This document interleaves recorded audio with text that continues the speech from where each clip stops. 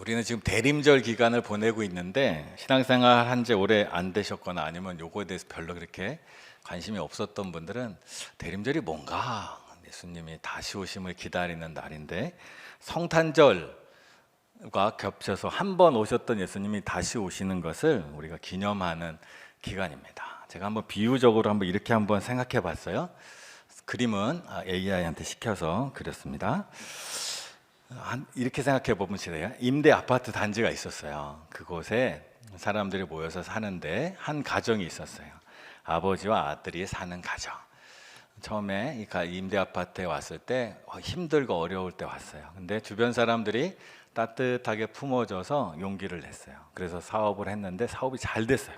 사업이 너무너무 잘 돼서 대박이 나서 이제 임대 아파트를 나가게 되었어요. 근데 임대 아파트를 나가기 얼마 전에 그만 여기에서 불이 난 거예요. 불이 나서 큰 가스통이 폭발해서 많은 사람들이 위기에 처할 그 상황인데 이 집 아들이 가서 그것을 껐어요. 혼자 가서. 근데 그 불을 끄다가 큰 사고를 당한 거예요. 큰 화상을 입고 응급실에 실려갔어요. 그러고 나서 이분들은 이사를 떠난 거죠. 얼마 뒤에 소식이 들려왔어요. 비유예요. 그분들과 아주 친하게 지냈던 분들이 그분을 만났대요. 근데 그분을 만났는데 아들이 거의 죽게 되었는데 살아났다는 거예요. 그러나 치료를 위해서 먼 외국을 가야 된대요. 근데 이분이 돈을 많이 벌었다 그랬잖아요. 이 아들과 이 아버지가 그 사고를 당하고 나서 마음을 먹었대요. 어떻게 마음을 먹었냐면, 야, 우리가 돈을 이렇게 많이 벌었는데 사업도 성공해보고 고생도 해봤는데 제일 중요한 건 사람이더라. 우리가 이 아파트, 임대 아파트에서 좋은 분들 많이 만났는데 이분들과 함께 행복한 마을을 한번 만들어 보자 해서 자기의 재산이 얼마가 들어가든 거대한 주택단지를 만들어서 그곳에 임대 아파트에 살고 있던 분들 중에 무상으로 집을 주고 무상으로 살 수 있고 나중에 관리비도 받지 않고 그런 곳을 만들겠다고 한 거예요. 얼마나 좋아요. 신나잖아요. 근데 아들이 치료가 돼서 돌아오면 그곳에 다 들어가는 거예요. 근데 아버지 아들이 생각을 했어요. 좋은 사람들과 함께 아파트를 짓고 그곳에서 행복하게 살고 싶은데 혹시나 불순한 사람들이 들어와서 이 공동체를 깨면 어떡할까? 그래서 아버지가 내가 왜 이 아파트를 짓는가? 그리고 이 아파트를 짓는 이유는 바로 내 아들이 사람이 너무 소중하고 고마워서 내가 이런 희생을 치르더라도 함께 하는 사람들, 그런 사람들과 함께 공유하고 싶다. 이 마음을 적어서 편지를 준 거예요. 그래서 가장 가까웠던 사람들이 그 편지를 들고 왔어요. 너무 치료가 급해서 이 부자는 벌써 외국으로 떠났고 그 편지를 들고 와 사람들한테 공표를 한 거예요. 그분이 우리를 위해서 아파트를 짓 건데 아들이 회복되고 돌아오면 우리가 다 들어갈 수 있습니다. 그런데 이분들이 걱정이 있답니다. 속마음이 아직도 공동체가 함께 아름다운 이웃이 아니라 욕심이 가득한 사람들, 그런 사람들이 들어와서 오히려 이 귀한 뜻을 어기고 귀한 뜻이 깨지고 갈등이 일어나고 싸움이 일어난다면 도대체 이 돈을 쓸 이유가 없다 해서 편지를 보내왔다. 이 편지를 읽어봅시다.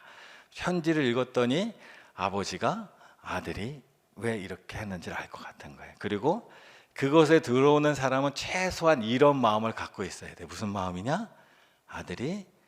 이 아들이 자기의 목숨이 위험함에도 불구하고 이웃을 위하여 헌신했던 그 마음을 받아들이는 사람, 그리고 그 마음을 함께 공유하는 사람이 있다면 그것은 정말 좋은 것이 되지 않을까. 그래서 정기적으로 모여서 함께 그 이야기를 나누고 우리가 그 마을에 살게 될 때 어떠한 모습으로 살면 좋을까, 그렇게 모임을 정기적으로 해가면서 그분들이 오기를 기다리고 사는 거예요. 그래서 모이면서 그분들의 편지를 토대로 해서 봤을 때 그래도 우리가 나만을 위해서 살지 않고 공동체, 이 아파트, 좋은 아파트 공동체에 서로 돕고 살려면 최소한 내 시간을 들여서 남을 위해서 일할 줄 아는 사람이 되어야 되지 않을까? 그것도 그 아들을 생각하며, 또 하나는 나의 소득에서 일부를 떼어서 그 공동체를 위해서 내어줄 정도의 공동체를 생각하는 마음은 있어야 이 공동체가 아름답지 않을까? 그저 나만 생각하고 내 시간 아까워서 빼지 못하고 내 돈이다, 내 돈에 생각하는 이런 이기적인 사람들이 모인다면 결국 또 싸움이 나지 않을까? 그런 마음을 나누면서 아들이 오기를 기다리는 것, 이게 대림절입니다. 이게 대림절입니다. 그래서 대림절의 가장 중요한 것은 예수님이 언제 오냐, 예수님이 오시냐 안 오시냐, 이게 아니라 예수님이 어떤 분이신가. 대림절은 나를 살리기 위해서 자기 목숨을 버리신 분과 함께 살 것을 기대하는 기간이에요. 예수님이 다시 오시면 내가 그분과 살아야 돼요. 그분이 어떤 분이에요? 나를 위해서, 아니 나만이 아니 우리를 위해서 십자가에 죽으신 분이에요. 그분 앞에서 내가 살아가는데 어떤 마음이 들까요? 예수님을 찾아온 사람들 중에 형과 유산 분배 문제가 생겼대요. 형이 나보다 돈을 너무 많이 가져가서 나 너무 속상하대요. 예수님 앞에 찾아온 거예요. 근데 그 예수님의 손가락에 구멍이 뚫려 있고 옆구리가 구멍이 뻥 뚫려 있고 나를 위해 십자가 지신 그 주님 앞에 와서 주님, 제 형 좀 혼내주세요, 이런 말이 나오겠어요? 주님 제가 너무 억울해요, 이런 말이 나오겠어요? 주님 앞에서 십자가를 주신 그 마음을 아는 사람이 예수님과 함께 살 날을 기대하는 거예요. 우리는 절대 잊어서는, 이 마음을 잊어서는, 그 마음을 아는 사람이 하나님의 백성인 거예요. 그래서 하나님 그걸 요구하시는 거예요. 그래서 하나님이 우리에게 무엇을 요구하세요? 무엇을 지키라, 무엇을 지키지 말라 요구하는 게 아니에요. 뭘 요구해요? 믿음, 마음. 예수님이 우리를 위해서 그렇게 죽으셨고 우리를 그렇게 사랑하신다는 것을 아는 그 마음, 그 믿음 아는 자를 요구한다는 거예요. 그게 바로 믿음이에요. 믿음은 예수님이 나를 위해서 죽으셨어? 예수님이 나를 위해 부활하셨어? 그분과 내가 함께 살 거야? 그분 앞에서 내가 무슨 대화를 할 수 있을까? 그분 앞에 가서 내가 지난주에 주식했는데 이만큼 벌었어요, 이만큼 잃어버렸어요, 이런 얘기 나올까요? 안 나와요. 나올 수가 없어요, 그런 얘기가. 그 마음을 아는 게 바로 믿음이에요. 그리고 오늘 본문에 딱 들어가면 지난주에 이제 이어서 지난주 내용을 잘 생각해 보셔야 돼. 루디아라는 여인이 예수님의 말을 들었어요. 그리고 그가 예수님의 말을 듣고, 바울의 말을 하나님의 말로 듣고 예수님을 영접했어요. 그 루디아가 이렇게 반응하는데 15절 이렇게 말합니다. 그와 그 집이 다 세례를 받고 우리에게 청하여 이르되 만일 나를 주 믿는 자로 알거든 내 집에 들어와 유하라 하고 강권하여 머물게 하니라. 그 예수님을 알면, 그 예수님을 믿게 되면 삶의 가치관의 변화가 일어납니다.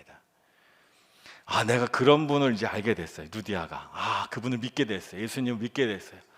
나를 위해 이렇게 큰 사랑을 주신 분을 믿게, 내가 이렇게 귀한 사랑을 받은 걸 알게 됐어요. 이전처럼 살 수가 없는 거예요. 그래서 루디아는 생각했어요. 내가 그 마음을 알았으니, 이제 그 예수님을 내가 믿었으니 이 일이 계속되었으면 좋겠다.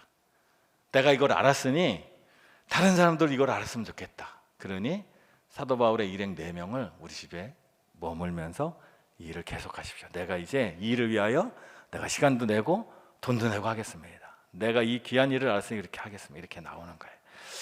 만약 이게 믿음이 아니라면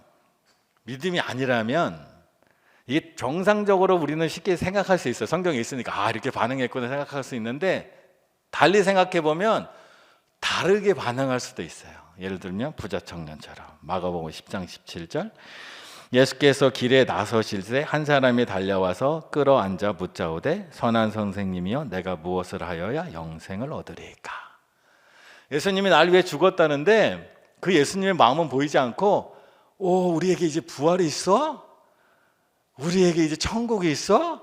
내가 이제 공짜 아파트, 최고급 아파트에 살게 됐어? 그럼 나한테 뭘 해야 돼? 내가 뭘 하면 돼요? 하나님이 원하는 건 그 마음을 알고 그 마음을 따라 사는 걸 원하는데, 나 뭐 하면 돼요? 이 부자 청년처럼? 나 이제 어떻게 하면 영생을 얻어요? 내가 무엇을 하면 돼요? 내가 무엇을 했냐 안 했냐? 하나님은 이게 중요한 게 아니에요. 그래서 예수님이 오시고 나서 율법이 이제 율법의 시대가 끝났다라고 말하는 거예요. 무엇을 지켰냐 안 지켰냐가 중요한 게 아니라 그 예수님의 마음을 아느냐 모르느냐. 그 예수님의 마음을 알면 그 마음을 따라 사람이 살게 되어 있는 거예요. 이 루디아에게 예수님 믿었으니 이제 어떻게 하세요? 아무도 가르쳐주지 않았어요. 근데 루디아가 그 마음을 딱 아니까 내가 이 일을 위하여 헌신해야겠다, 내가 이 일을 위하여 힘써야겠다는 게 자연스럽게 나오는 거예요. 이게 바로 믿음의 반응입니다. 믿음을 제대로 받으면 우리의 삶의 변화가 일어나는 이유가 바로 여기 있는 거예요. 그러나 모든 사람이 그렇지는 않다. 하나님의 말씀을 받고 그 말씀이 내 안에 선하게 반응한 사람도 있지만 제대로 반응하지 못하는 사람들도 바로 나타납니다. 16절부터 17절 이렇게 말합니다. 우리가 기도하는 곳에 가다가 점치는 귀신 들린 여종 하나를 만나니 점으로 그 주인들에게 큰 이익을 주는 자라. 그가 바울과 우리를 따라와 소리질러 이르되 이 사람들은 지극히 높은 하나님의 종으로서 구원의 길을 너희에게 전하는 자라. 지극히 높은 하나님의 종으로서 구원의 길을 당신들에게 전하는 자입니다. 이 바울과 실라와 디모데와 누가는, 전 처음에 이 말씀을 읽고 이게 나쁜 말이 아닌 것 같은데 지극히 높은 하나님의 구원을 선포하는 사람들입니다. 뭐가 문제가 있을까요? 근데 바울은 이 말이 너무 듣기가 싫었나 봐요. 18절에 보면 이럽니다. 이같이 여러 날을 하는지라 바울이 심히 괴로워하여 돌이켜 그 귀신에게 이르되 예수 그리스도의 이름으로 내가 내게 명하노니 그에게서 나오라 하니 귀신이 즉시 나오니라.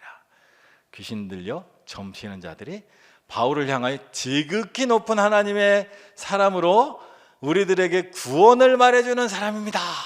복음 같잖아요. 근데 바울이 보기엔 이건 듣기 싫은 얘기예요. 왜냐하면 단어는 그런 것 같은데 속뜻이 다르기 때문이에요. 이 지금 귀신 들린 사람들이 지극히 높은 하나님의 종으로서 구원의 길을 당신에게 전하는 사람들입니다 라고 말할 때 여기서 말하는 지극히 높은 하나님이란 우리가 믿는 하나님이 아니에요. 이 로마 시대에는 제우스 또는 그 지역의 가장 높은 신들을 말해요. 그리고 구원을 선포한다는 것은 이 당시에 일반 이방신을 믿는 사람들에게 구원은 하나님께만 있는 게 아니었어요. 구원은 뭐냐 하면 내가 건강해진다, 내가 부자가 된다, 재난에서 보호받는다, 전쟁에서 이긴다, 이걸 구원이라 말하는 거예요. 바울이 듣기에 이거는 이방 종교에 있을 때 사람들이 쫓았던 그 신앙의 모습인 거예요. 예수님은 그것 이상인 거예요. 그냥 이 시대에 살면서 잘 먹고 잘 사는 것으로 끝나는 신앙이 아니라 예수님을 믿는 구원은 우리의 근본적인 문제인 죄가 해결되고 우리의 삶에 영생 있는 것을 얻게 되는 거예요. 근데 이 당시의 일반적인 구원은 그저 내가 건강만 해지면 끝이에요. 그저 부자가 되면 끝인 거예요. 전쟁에 나가서 이기면 끝인 거예요. 거기서 끝나는 것 하나님의 뜻이 아니라는 거예요. 그래서 우리가 신앙생활을 하면서 예수님을 알게 될 때 혼란이 올 수가 있어요. 뭐가 혼란이냐면 옛날에 우리가 생각했던 그 종교와 하나님을 믿는 것이 무엇인지 혼란이 올 수가 있어요. 그래서 우리가 여기에 대해서 버리는 것이 필요해요. 그래서 그 옛날의 종교란 뭐냐? 나의 욕심과 이기심이 만든 종교가 우리 안에 있다는 거예요. 우리도 모르는 사이에 그 욕심이 우리 안에 있는 거예요. 그 욕심을 가지고 예수님 앞에 한번 나가봤다고 생각해 보세요. 건강, 부, 전쟁에서 다 좋은 게 나쁜 게 아니에요. 나쁘다는 얘기가 아니에요. 그것만을 가지고 예수님 앞에 나가면 예수님 앞에 우리는 할 말이 없어져요. 그 예수님 앞에 우리는 그것 이상을 가야 되는 거예요. 그냥 단순한 그게 아니라. 그래서 한번 이렇게 생각해 보세요. 예수님이 이 세상에서 가장 건강하게 장수하신 분이에요? 예수님이 이 세상에서 가장 부자로 사신 분이에요? 예수님이 이 세상에 계실 때 자기를 괴롭히던 사람 다 물리치고 고난도 하나도 안 나는 편안한 인생을 사신 분이에요? 그런 분이 아니잖아요. 우리는 그분을 만나는 거잖아요. 그분 만날 때 우리가 무엇으로 주님과 대화할 수 있을까 잘 생각해야 돼요. 예수님은 본인 혼자만 영생을 사는 게 아니라 우리 모두가 영생을 살도록 자기 자신의 생명을 주신 분이에요. 예수님은 본인 혼자가 이 세상의 최고 부자가 되려고 하신 분이 아니라 우리 모두가 풍성한 삶을 누리도록 기꺼이 고난 가운데 나가신 분이에요. 예수님은 자신의 적을 물리친 게 아니라 우리의 적을 물리친 거예요. 우리는 죄와 죽음이라는 적이 있었어요. 예수님은 그게 없던 분이에요. 근데 우리를 위해서 그것을 위해 싸우신 분이래. 그분 앞에서 우리가 무엇을 할까? 그분과 우리가 어떻게 대화할까? 그분과 우리가 영원히 함께 사는 거예요. 가까이. 그때 우리는 어떤 마음을 할까? 우리 마음을 그래서 주님 앞에 가져가야 돼요.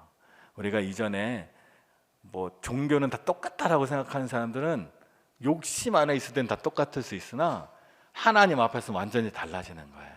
그래서 우리가 말씀을 읽어야 될 필요가 여기 있는 거예요. 지난번 다니엘 기도했던 어떤 강사분 얘기해 주셨는데 하나님 말씀을 전에는 내가 하나님 말씀을 읽는 줄 알았대요.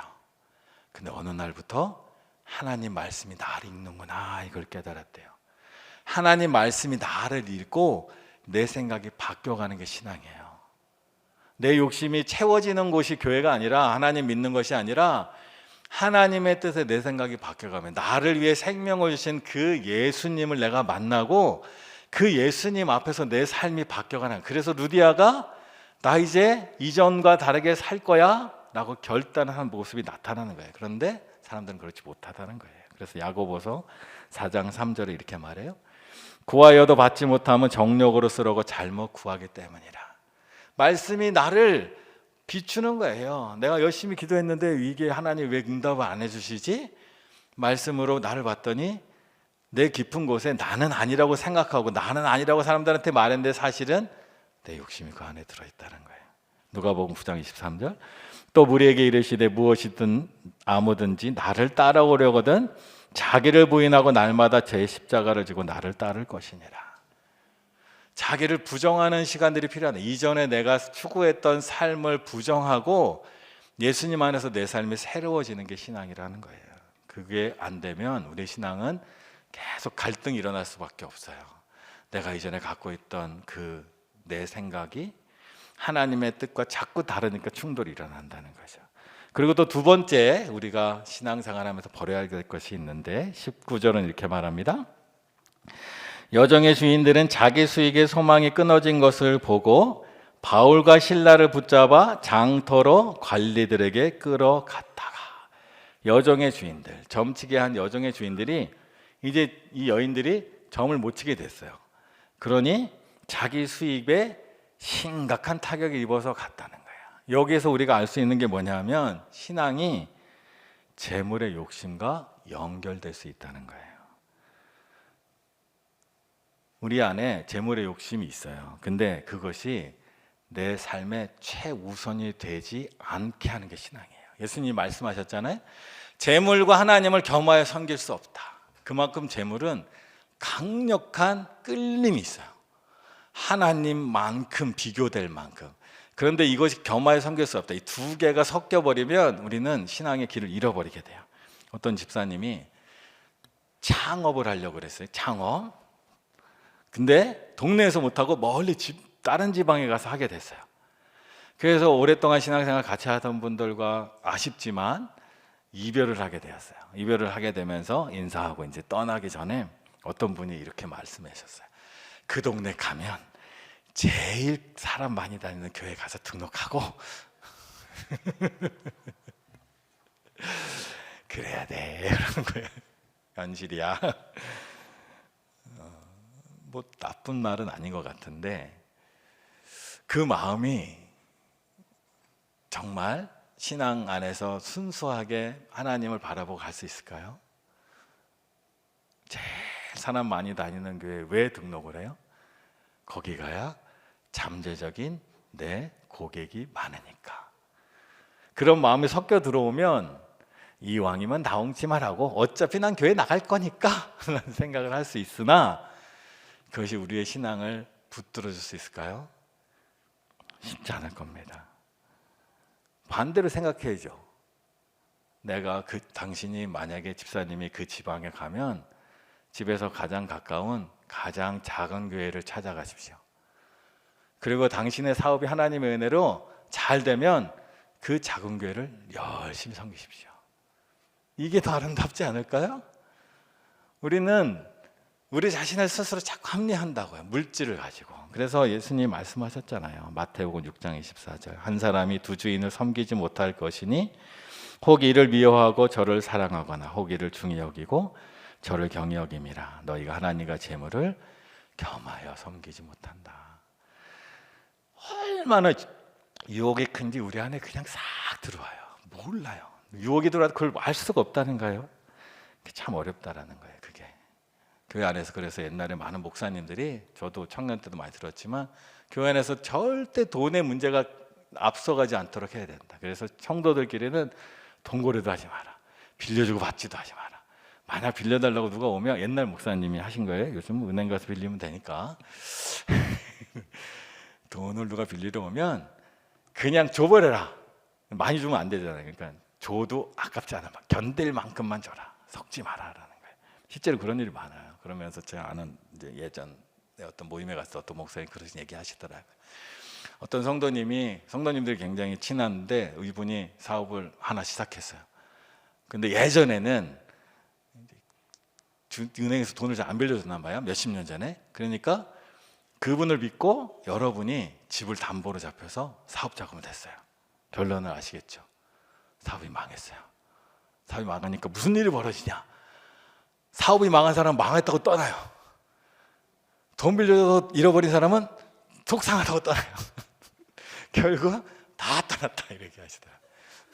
다 떠나버린 거예요. 그래서 교회 안에서는 이 물질의 문제에 굉장히 조심해야 돼요. 돈은 믿을 수 없어요. 그 사람은 믿을 수 있으나 돈은 믿을 수 없는 거예요. 그래서 물질의 문제가 우리의 교우 관계에 끼어들지 않도록 옛날부터 굉장히 조심해 왔다는 거예요. 그리고 그것이 끼어들면 사람이 복잡해진다는 거예요. 그리고 세 번째, 20절과 21절 이렇게 말합니다. 상가들 앞에 데리고 가서 말하되 이 사람들이 유대인인데 우리 성을 심히 요란하게 하여 로마 사람이 우리가 받지도 못하고 행하지도 못할 풍습을 전한다 하거나.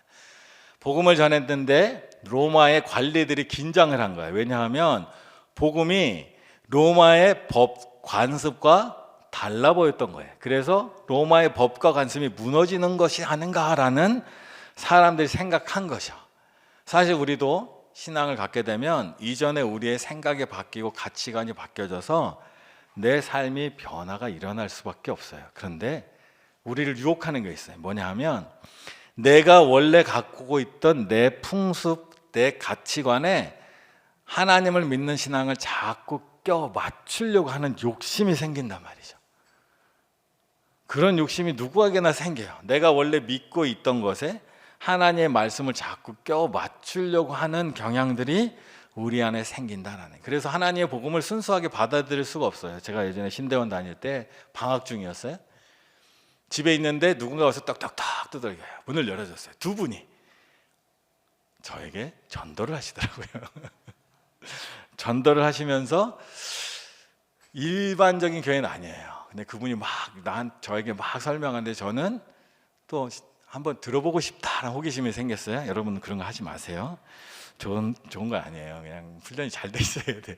근데 그분이 막 얘기하면서 그분이 뭔가를 얘기할 때 어떻게 얘기하냐면 어떤 사람이 50년을 살면서 많은 잘못을 하고 많은 죄를 저지르다가 어느 날 갑자기 예수님을 딱 믿고 그 순간 천국에 간다는 게 말이 되냐 이러는 거예요. 그게 말이 되냐? 그래서 제가 뭐라 그럴게요? 되는데요? 그랬어요. 그 사람 답답해가지고 아니 그 사람이 도둑질되고 그래서 그게 은혜잖아요. 답답하네 막 이러더라고요. 그러면서 안식일을 지켜야 되고 유월절을 지켜야 되고 그런 얘기들을 계속 하더라고요. 그래서 사람의 상식으로 생각하면 그 사람들 말이 맞죠. 사실 하나님의 나라를 들어간다는 건 얼마나 큰 은혜고 얼마나 특혜예요. 그런데 사람이 평생 나쁜 짓만 하다가 어느 순간 갑자기 예수님 믿었다고 하나님 나라에 들어가는 거. 그분 성경도 안 보나 봐요. 십자가에서 강도가 그랬잖아요. 강도가 착한 사람인 줄 아나? 강도 나쁜 사람이에요. 도둑질하고 이런 사람. 그리고 십자가 웬만하게 앞에서 아마 살인도 저지를 수도 있어요. 근데 하나님은, 하나님의 은혜는 그 사람들에게도 기회를 주는 게 은혜라는 거예요. 그 가치관이 안 바뀌면 우리가 신앙생활 할 때 정말 힘들어요. 그 가치관이 바뀌어야 돼요. 그게 바로 은혜의 가치관으로 바뀌는 거예요. 그래서 성경을 잘못 풀면 베드로후서 3장 16절처럼 또 그 모든 편지에도 이런 일에 관하여 말하였으되 그 중에 알기 어려운 것들이 덜어 있으니 무식한 자들과 굳세지 못한 자들이 다른 성경과 같이 그것도 억지로 풀다가 스스로 멸망에 이르느니라. 세상에는 자격을 취득해 얻는 거예요. 공부를 잘해야 좋은 대학에 간다, 열심히 해야 뭘 얻는다, 이런 생각들이 가득해서 하나님의 은혜를 자기 수준으로 오해하는 사람들이 참 많다는 거예요. 하나님은 그렇지 않다는 거예요. 하나님은 그렇지 않다. 특히 예수님은 더 그렇지 않아요. 예수님은 왜 우리를 위해 십자가 지셨을까? 예수님이 우리에게 기대하는 것은 믿음의 순위를 쫙 매겨서 1등부터 14만 4천 등까지 하나님 나라 들어가, 이걸 주님께서 원하셔서 십자가 죽으셨을까요? 전혀 그렇지 않다는 거예요. 예수님께서 이 땅에 계시면서 우리에게 원하시는, 내가 너희를 다 사랑하니까, 너희를 다 구원하기 원하니까 내가 너희를 위해 죽을 테니 너희는 이제 서로 따뜻하게 사랑하며 살아라 라고 우리를 부르신 거예요. 그게 교회고 그게 천국인 거예요. 그래서 요한복음 17장 11절, 나는 세상에 더 있지 아니하오나 그들은 세상에 있사옵고 나는 아버지께로 가옵나니 거룩하신 아버지여 내게 주신 아버지의 이름으로 그들을 보전하사 우리와 같이 그들도 하나 되게 하옵소서. 그게 예수님의 마음이라는 거예요. 예수님은 왜 우리를 은혜로 인도하시는가? 그가 루디아처럼 평생 하나님은 알지만 예수님을 모르고 율법을 열심히 지켰으나, 바울처럼 지켰으나 예수님의 그 은혜를 모르는 사람이 예수님 만나는 순간 하나님의 마음이 이거구나 하고 싹 바뀌어가는 거예요. 그 가치관이 바뀌어가는 게 우리 신앙의 훈련 중에 하나라는 거예요. 제가 아주 가깝게 지내지는 않는 분인데 존경하는 목사님 중에 수원성교회 원로 목사님 안광수 목사님 있어요. 이 중에 그 교회 교인도 한 분 계신데 그분의 목회관 중에 하나가 이게 있어요. 뭐냐면 최선을 추구하다 서로 다투기보다 차선을 택하여 화목하는 것이 낫다. 세상에서는 이거 안 맞아요. 세상에서는 최선을 추구해야죠. 최선을 추구하는데 부족한 사람이 있으면 다 잘라버려야죠. 근데 예수님의 마음을 안다면, 예수님이 우리를 어떻게 사랑하셨는가, 그 예수님이 왜 우리를 위해 십자가 지셨는가, 나만을 위해 지신 게 아니라 옆에 있는 그도 다 그분들을 위해 졌다면, 하나님이 또 예수님이 또 우리에게 마지막으로 제자들에게 주신 말씀, 내가 아버지와 하나인 것처럼 너희도 하나 되길 원한다면, 그것이 진짜 목적인 거예요. 일이 잘 되는 게 목적이 아니라 하나 되는 게 목적인 게 바로 교회예요. 신기하죠? 신기한 거예요. 그걸 알면 신앙생활이 너무 좋은 거예요. 너무 행복해요. 안 그러면 세상에서처럼 긴장할 수밖에 없어요. 세상이 얼마나 긴장돼요. 살아남기 위해서, 올라가기 위해서 1등만 살아남는 세상.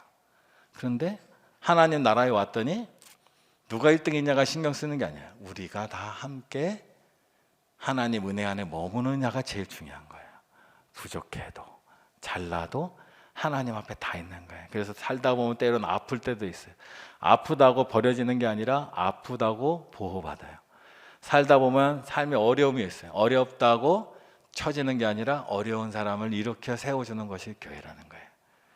그게 바로 아름다운, 하나님께서 우리에게 원하시는 곳이 바로 거기에요. 주님께서 우리를 위하여 십자가를 지셨어요. 우리를 위하여 죽으셨어요. 우리는 그분을 만나요. 그리고 그분의 다스림 안에 살아요. 그분 앞에서 내가 무슨 말을 할 수 있을까요? 그분 앞에서 내가 지금 고민하고 그분 앞에서 내가 지금 생각하고 마음 쓰는 것 딱 가져가서 주님 앞에 얘기할 때 주님이 손에 구멍이 있고 옆구리에 구멍이 있고 그 주님이 나라와 얘기하는데 내가 그분한테 무슨 말을 할 수 있을까요? 어떤 말을 해야 그분과 대화가 될까요? 그것이 주님의 마음을 아는 거예요. 그래서 하나님 우리에게 믿음을 요구하시는 거예요. 믿음으로 주님을 아는 것. 그리고 그 믿음과 그 주님을 알므로 내 삶을 걸어가는 것. 그게 바로 신앙이라는 거예요. 주님께서 그래서 우리와 함께 하세요. 그래서 우리는 잘 안 된다고 해서 절망하지 않아요. 우리를 구원하시는 분이 하나님이시니까. 또 잘 됐다고 교만하지 않아요. 왜? 주님 앞에 우리가 그 교만으로 나갈 수 없으니까. 그래서 우리는 항상 교회는, 구역은, 믿음의 공동체는 잘난 사람도 못난 사람도 함께 어울리며 함께 지어져 가는 곳이 바로 교회다라는 겁니다. 우리 마음으로 주님이 우리와 함께 걸으시고 주님이 우리의 삶을 이루심을 함께 찬양하며 나가겠습니다. 다 같이 일어나서 모든 걸음 대신에 주님 되기를 하시네 함께 찬양하겠습니다.